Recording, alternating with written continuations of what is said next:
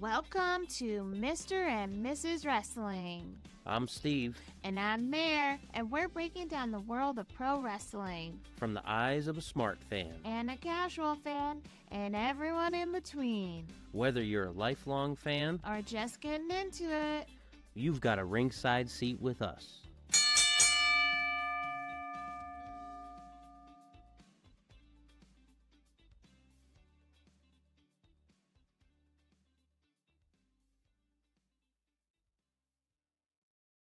Welcome back. Part 2 is where we head to the kingdom of sports entertainment. First stop, WWE SmackDown, where storylines are heating up and the road to WrestleMania continues to spiral into chaos. Then we hit WWE Raw, where betrayals, shocking returns, contract signings have us yelling at the TV like absolute maniacs. And because we never stay in one lane, we check out AAA and Rey de Reyes.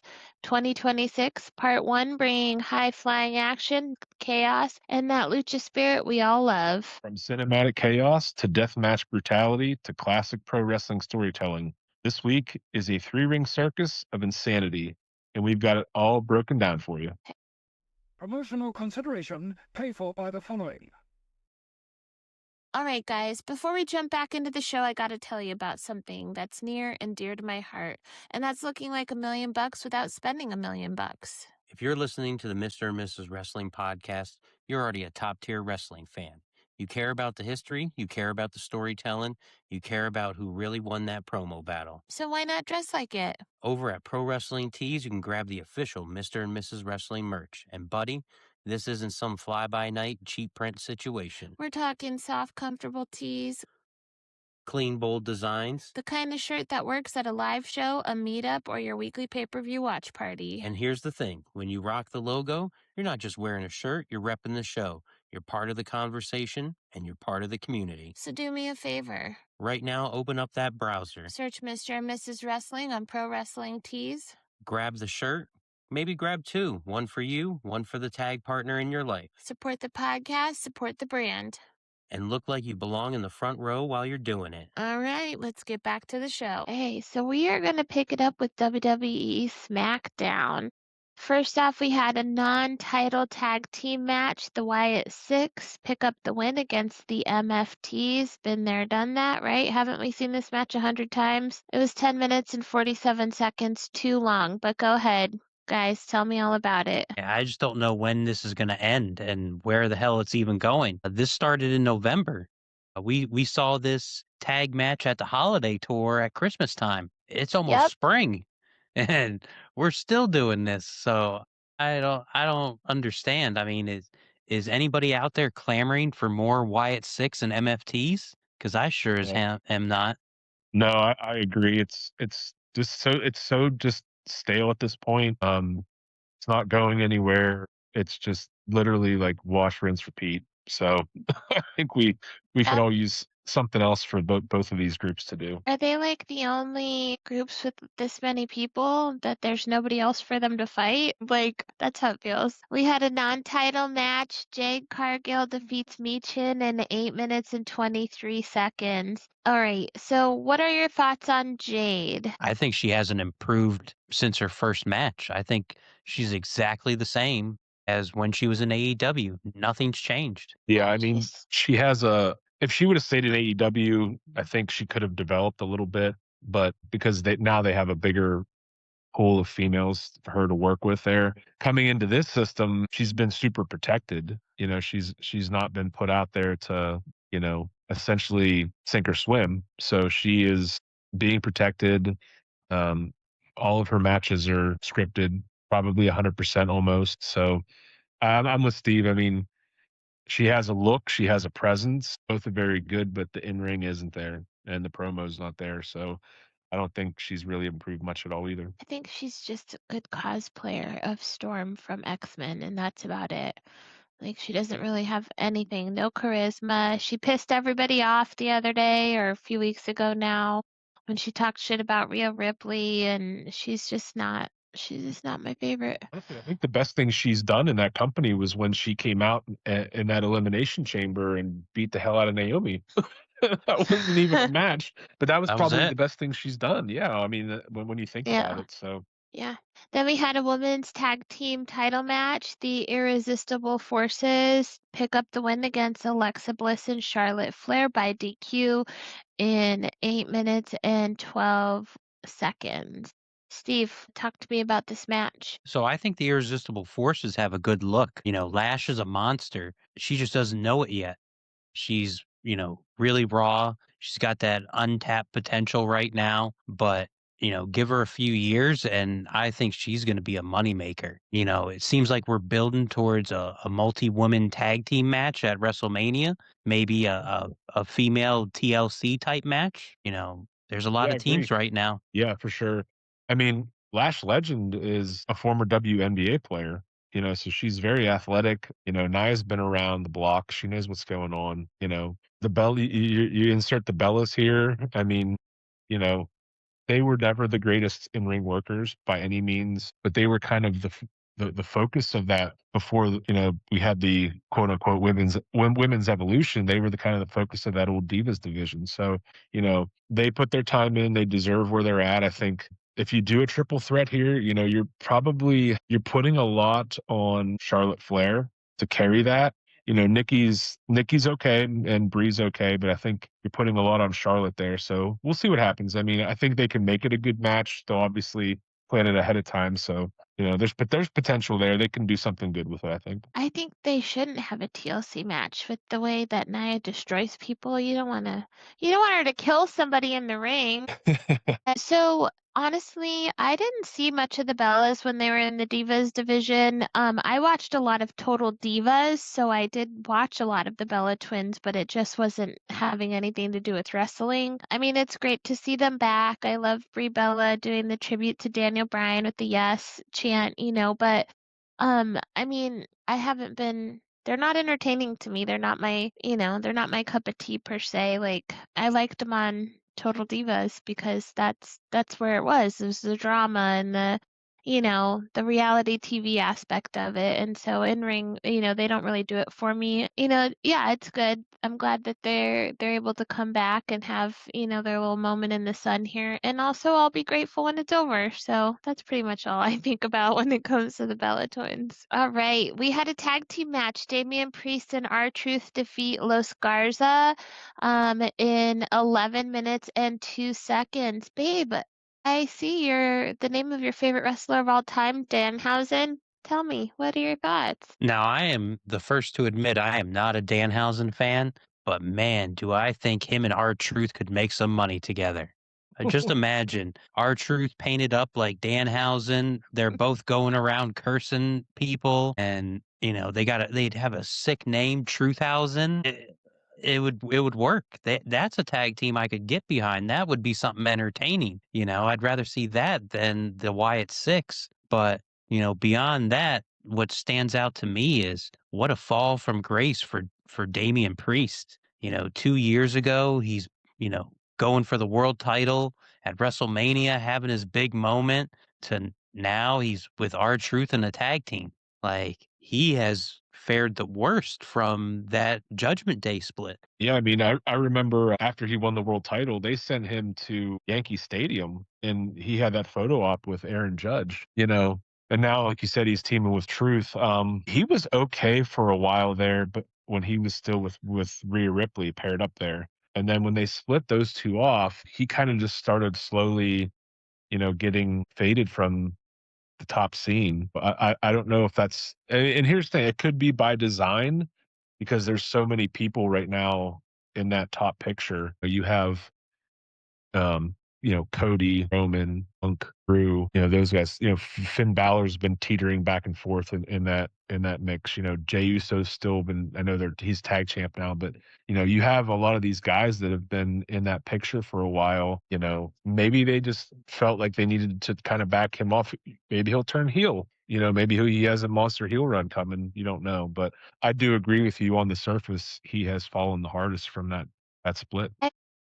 Loved him as Punishment Martinez, and it would be great to see him go somewhere else where he could be better utilized. Like it feels like he's not doing a lot here. Like you said, he's with R-Truth, and R-Truth is a star. If you think about it, like, he's not the best wrestler. He's the, comedy gimmick of the company, but the fans love him. And so to be paired with R-Truth is almost like being paired with The Miz at this point. It's only a good look for you, right? Because it's a beloved star. And so I think it might not necessarily be a fall from grace, but it kind of is. And it would just be great to see him back in like a Ring of Honor situation or, even in AEW or anywhere, really anywhere else but here. But, he's here now. So see what happens with him. Then we had a singles match. Tiffany Stratton defeats Steven's girlfriend, Kiana James, in 7 minutes and 45 seconds.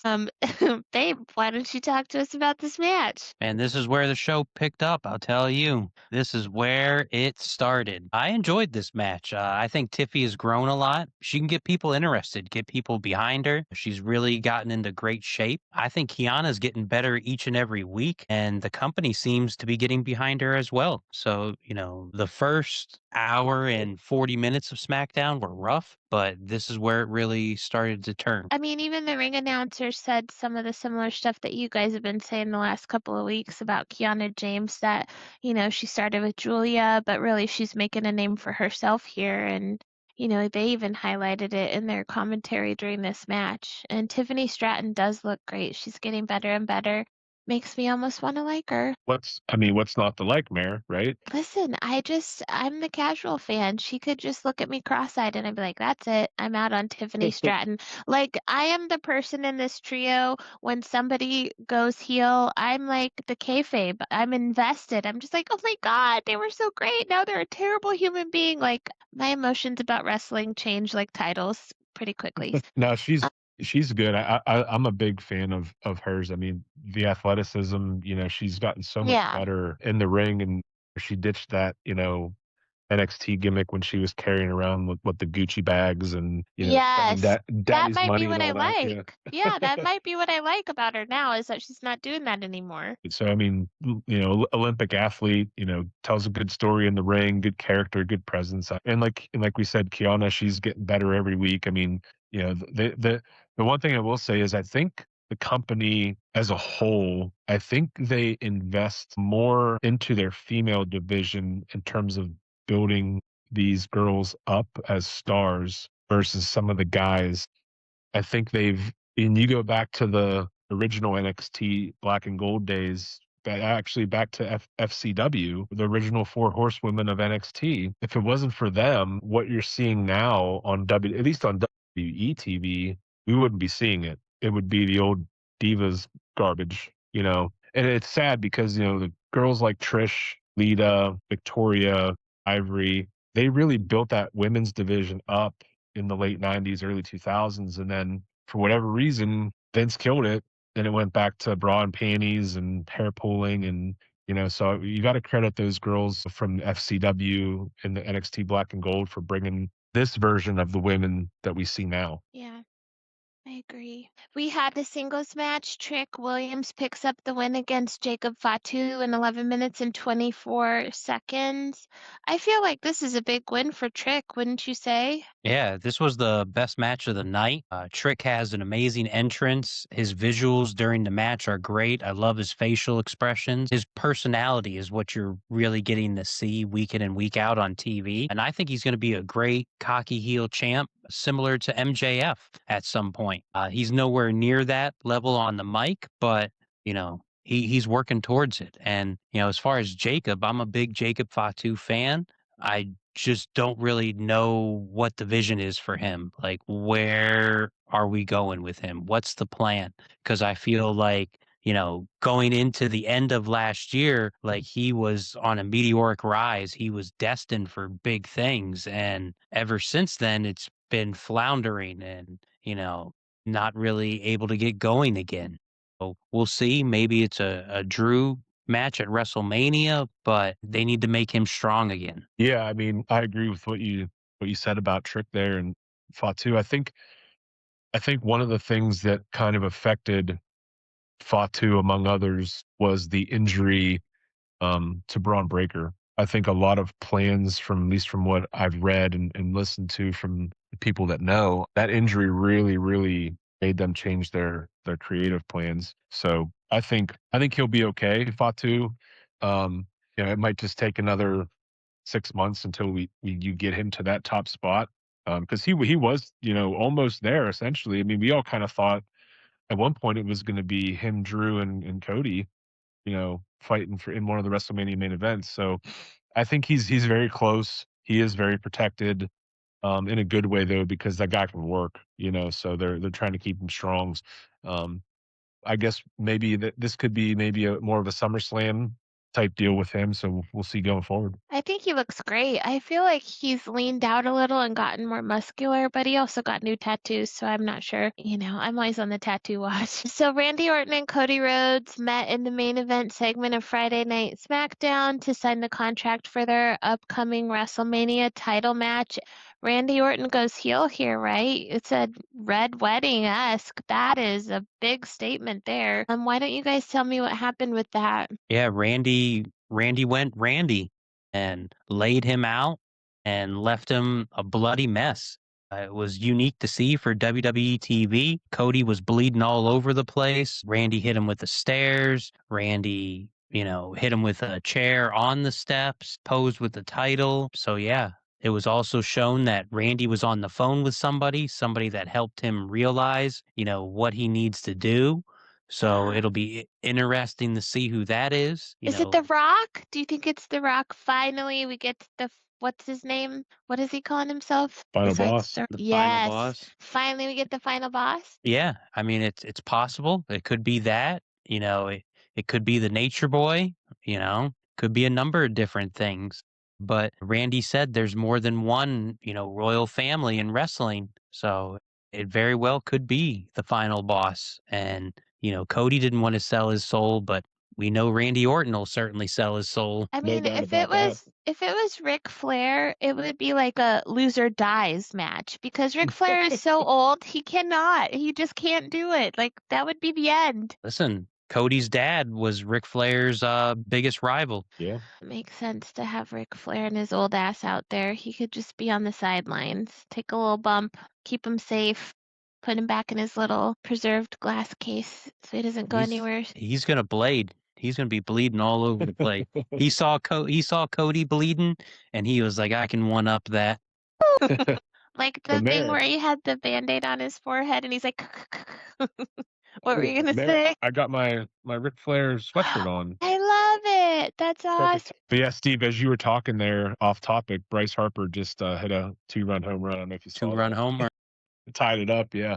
But yeah, I mean, I'm really glad when WWE puts, their ego aside and they let guys like Cody and Randy cut an angle like this, because it adds a sense of realism to it. You're telling that story, I know they're the family brand essentially of pro wrestling, but we all grew up, well, Steve and I did anyway, guys were bleeding on TV every week, it was just part of the business. So I'm glad they did that angle. I think we all kind of figured Randy would, turn at some point. It just makes sense. I honestly wouldn't be shocked if he wins, I wouldn't be. I think that he's hot enough right now. I think Cody's going to probably get booed at Mania. I think the fans will probably be behind Randy. So that's just kind of the spot they're in. So we'll see how it plays out. But yeah, I mean, they got some time here to keep building the story. So we'll see where it goes. All right, guys, moving on to AAA Rey de Reyes 2026 Part 1. We had the AAA Reina de Reyes title match. Is that Flommer?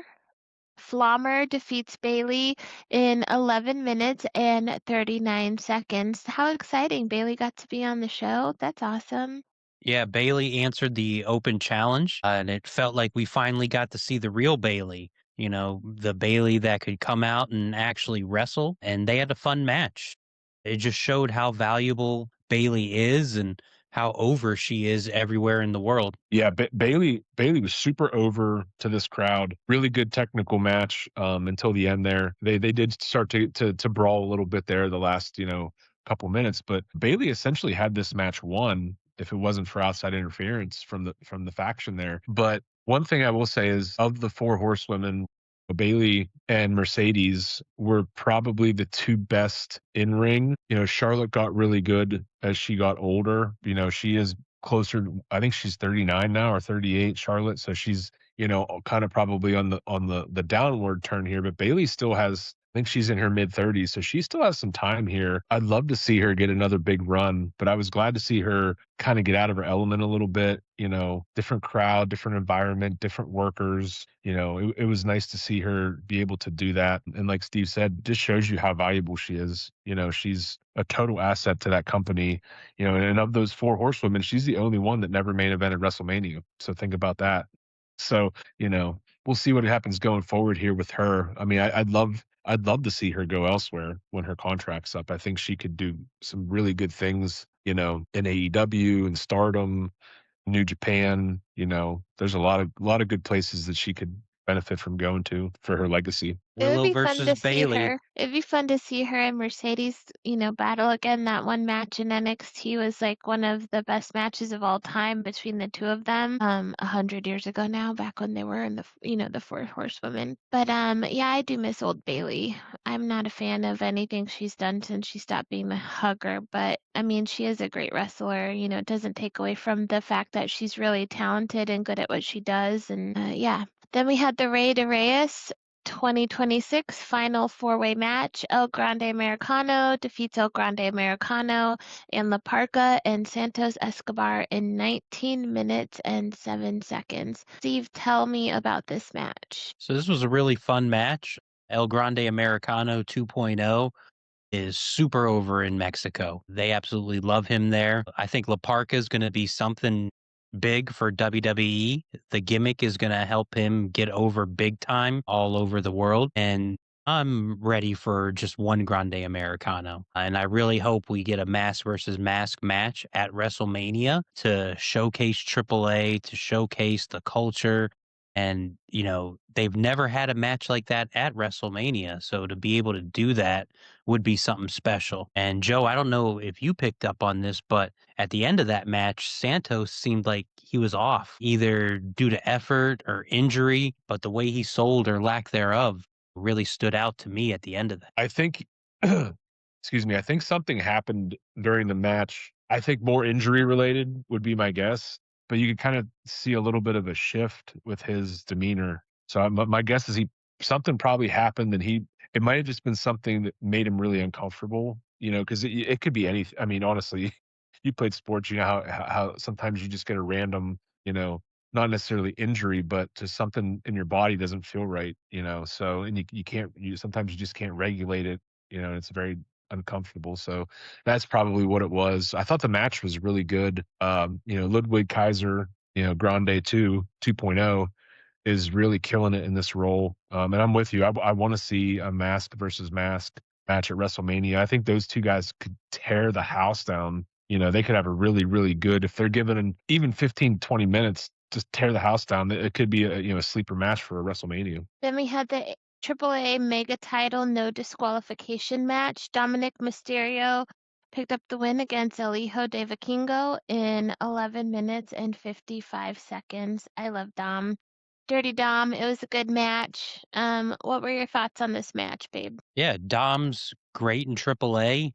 He's super over. This was a really enjoyable main event. And I'd like to see the mega title defended against Finn Balor at WrestleMania.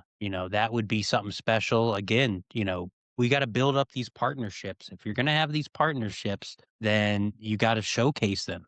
And what better way to showcase AAA than on the grandest stage of them all? And to me, it sure seems like Vikingo is going to be headed to WWE. I don't know if that's really the best place for him. I'd personally send him to NXT and let him be a standout guy there and have some matches with some of the young guys there, like Sean Legacy, who they're bringing up, Jack Cartwheel, who they've been using. Vikingo against Ethan Page would be fun. Vikingo and Leon Slater would be a fun match as well. A lot of potential there, but I don't know how well he would do, in the land of the giants going against, Oba, Trick, Braun Breaker, Bronson Reed, those types of guys. I'm all for the Finn Balor Dominic Mysterio match. That would be great. And you're 100% right. I mean, that's one thing, the partnerships, that's one thing that's really strong with AEW, New Japan, CMLL, like we've talked about before, utilizing your partnerships, cross-promoting talent on different shows. I don't know that Vikingo would fare very well on Raw or SmackDown. I think, NXT would probably be his sweet spot if they're going to utilize him on a regular basis. Because unlike an AEW, main roster is more about story than in ring. AEW will utilize a guy like him. Look at Mystico. They're going to utilize him for more in ring, in AEW as opposed to story. So I think his sweet spot, Vikingo, is going to be, NXT. He could do some good things there. Maybe boost some viewership. Maybe be a mentor there as well. Because they do have a lot of guys and girls that are very green down there. So that might be a good fit for him in the short term anyway. Then moving on to Raw, we had a singles match, El Grande Americano versus El Grande Americano again. 9 minutes and 55 seconds. So which Americano picked up the win? Is it number 2.0? Who has all the extras? That was El Grande Americano 2.0. He picked up the win. So he has Bravo and Rayo. Okay. Yeah. AKA Pete Dunne and Tyler Bate. What? Really? My name's Mary. I'm new here. Yeah. So, I mean, like we were just talking about, this could be a good match, but if you have 3 commercials during this match in a 10-minute match, how good is it really going to be? If they're going to let these guys go, let them go. This is, seeing that build up and then seeing this match. I mean, they could still go to the mask versus mask match, but they got to watch how much they're putting this out there, because if you do want this on a big card match, then stop giving it away on TV for free. Exactly. I mean, they're far enough out yet that they could not touch now and just do, some angles or use Pete Dunne and Tyler Bate to be fillers until they get to Mania. I think there's enough time there. So, but yeah, I agree. I saw this was on Raw and I was like, again, they just wrestled essentially, not that long ago, obviously. So yeah, we'll see what they do. I'm hoping they can hold it off for Mania. Then we had the WWE Women's Intercontinental title match. AJ Lee picks up the win against Bayley. I watched a little bit of this match with you, Steve, and I felt like you could just see them working through the choreography in their head as they did it. Like AJ's like preparing to catch Bayley, and it just felt like, it was like dancing without emotion. You know what I mean? That's how it felt to me anyways. Like very, you could see her rehearsing her moves ahead of time. But what did you think, babe? Yeah, AJ Lee, she hasn't wrestled in 10 years. So, what do you expect? She's, how much ring time is she really getting? Who's she, wrestling with? Is she just practicing, or is she, going through, building a match? 2 totally different things. Like we mentioned in previous weeks, are we getting to that point where, the memory of AJ Lee was stronger than what AJ Lee actually is? Because if we go back to that Divas era, yeah, AJ Lee stood out. She was top of the top back then. But if you look at women's wrestling from when she left to now, it's night and day. Some of the, lower level NXT women would have been top-notch stars during the Divas era. So it's not the same ball game anymore. The stakes have been risen, and the talent is, hands down better than what it was when she last left. Yeah. Yeah. I think part of the problem, that match was very, I mean, it wasn't bad, but it was very, I guess, clunky is the term I'll use. And you could kind of tell, that they had planned some spots beforehand, but a lot of it they tried to call from the ring. And I just think AJ's been gone, like Steve said, she's been gone so long. A lot of what's hurting wrestling right now in North America is we don't have house shows anymore. We've touched on this before. It's like a lot of that is just repetitiveness, muscle memory, timing. When you're gone for so long, not everybody can leave for years and years and come back and be Shawn Michaels. Yeah. There's not a lot of people in this business that can, leave for 5 or 6 years and then just come back and it looks like they never left to begin with.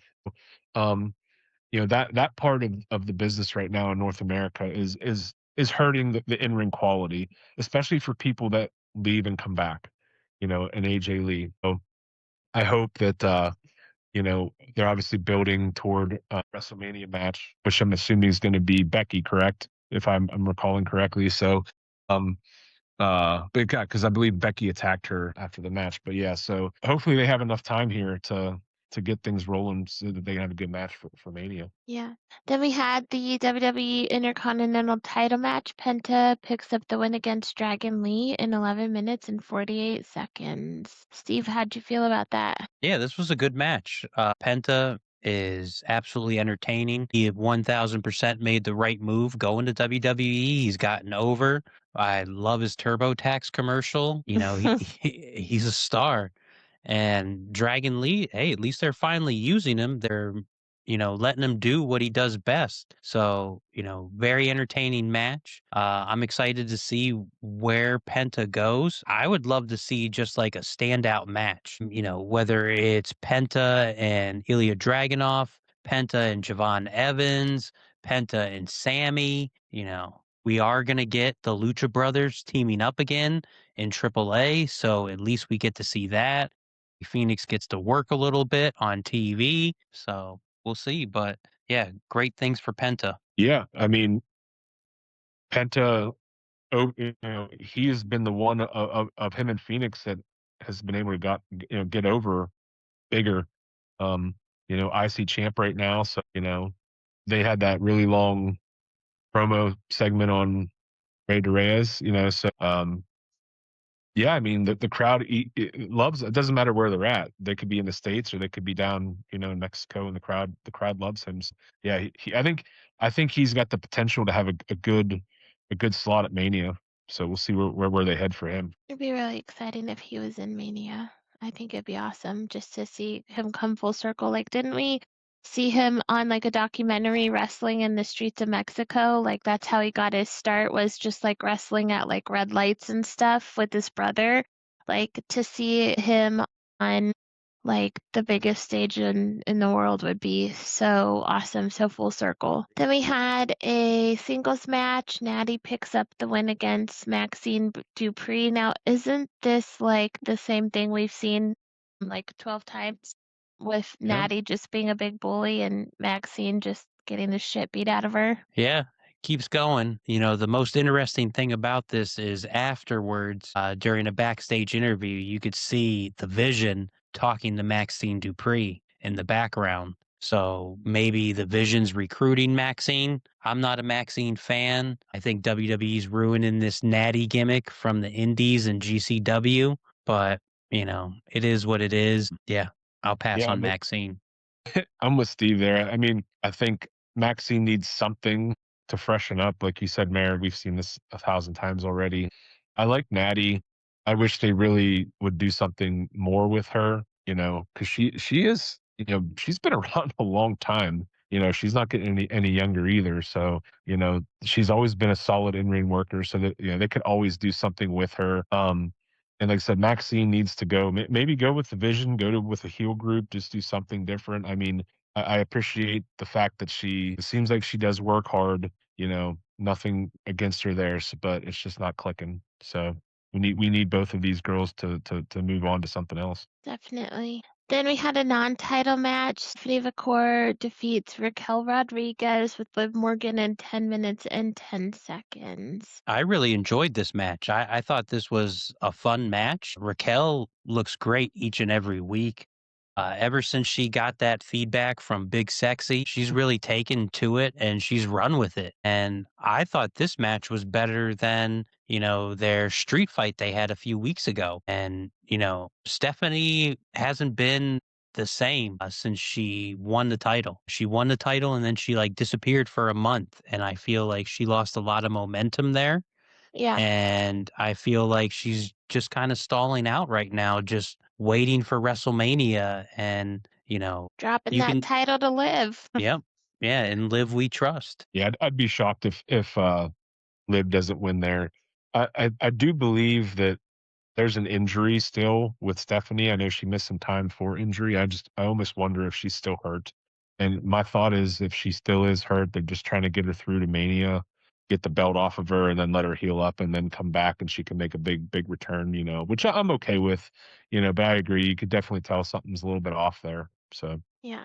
Then we had a big moment with Brock and OBA Femi. I had to see it with my own eyeballs to believe it, but Brock got his ass kicked and OBA Femi just like stood over him with his big Nigerian leg. I Yep. thought that Yeah. was great. Yeah, huge moment for OBA Femi. It looks like it's going to be Oba and Brock at WrestleMania, which will be interesting. How are they going to do this? Is Brock going to do the job?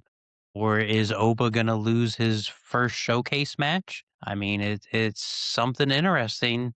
Political backstage conversations definitely going to be into play there. Mm-hmm. I think did you notice whenever Oba did the pop-up power bomb and he started celebrating and they cut to the video of Brock on the mat, so the camera guy's shooting upward and you can literally see Brock yelling at Oba, "Put your foot on me, put your foot on me." So I mean, I think Saw Brock that. wants to put this guy over, and here's the thing: if Brock puts this guy over, it doesn't hurt Brock. It just makes another guy. So Yep. why not do it? They Yeah. can go out there and have a 6 or 7 minute match. They beat the holy hell out of each other with power moves, and Oba wins, and you're good. You made a star. Yeah. Yep. Then CM Punk and Roman Reigns talked us to death to end the show. Yeah, this was okay. I mean, nothing crazy. I mean, Roman called him old and Punk punched him. I mean, that's basically summing up Raw. I mean, they're old. They're getting older. These guys aren't Time getting is younger. passing. Yeah, I mean, it's great. They'll have a good match, but Roman's on that once a quarter wrestling match. Mhm. And like good for him, you're getting that money, but you're not doing the business any favors. But hey, TKO's gonna pay him $15 million a year so he doesn't go to AEW because Tony Khan would book him the same way. He'd let him come in and wrestle once a quarter. He's a big deal. The crowd goes nuts for him. And he's going to be in probably one of the hugest movies of the summer this coming summer. So, it'll be interesting to see. Yeah. Yeah. I mean, just to add a little bit, not much there, but as we're winding down here, but yeah, I mean, the whole vibe that I'm getting from this, I guess we'll call it a feud. It's really not a feud, but they're just insulting each other and trying to like use inside terminology and using their real names. And it's like, it's just, it seems a little bit forced. They could have told a story of I'm better than you, no, I'm better than you, and they could have just let's see who the better wrestler is at WrestleMania, as opposed to these stupid insults of family and oh, I'm gonna call you Phil, and I'm just like watching this, just kind of shaking my head. I mean, I think they'll have a good match, I really do. I think the whole way they're getting there is just a little bit kind of out there. So I Boring. mean, yeah, that's a good way to put it. It's just kind of boring. So The best thing was the Samoa Joe shout out. Yeah, that's very true. Yeah, so yeah, we'll see what happens. All right, that's a wrap on this insane episode of the Mr. and Mrs. Wrestling podcast. We went from AEW Revolution history to GCW chaos in Atlantic City, then WWE SmackDown Raw, and even AAA's high flying madness. And of course, triple threat mode was activated with Joe in the building to help us break it all down. If you like this episode, follow us on Instagram at Mr. and Mrs. Wrestling Pod. Tweet your thoughts or follow along with Steve on the live tweets on X at M&M WrestlePod. Watch us on YouTube. Hit us up at Gmail. If you have questions, Mr. and Mrs. Wrestling Podcast at gmail.com. We've also got a Facebook and a TikTok for Mr. Wrestling, for Mrs. Wrestling, and for Joe in triple threat mode. We'll see you next time. Okay, serious question. How do people let everyone know they're listening to the hottest wrestling podcast in the game? That's easy. They stop yelling it at strangers in Target and they go to Pro Wrestling Tees. Boom. See? Growth, maturity, merch. That's right. The official Mr. and Mrs. Wrestling podcast shirts are live. Fresh design, soft tees, drip approved. Perfect for WrestleMania watch parties. Perfect for AEW, WWE, TNA, and even New Japan Pro Wrestling pay-per-views. Perfect for when you're cutting a promo in your living room. Or when you're reminding your spouse you were right about that heel turn. I was right. Debatable. What's not debatable? You need this shirt. Head over to Pro Wrestling Tees and grab yours now. Support the podcast. Rep the brand and join the Mr. and Mrs. Wrestling family.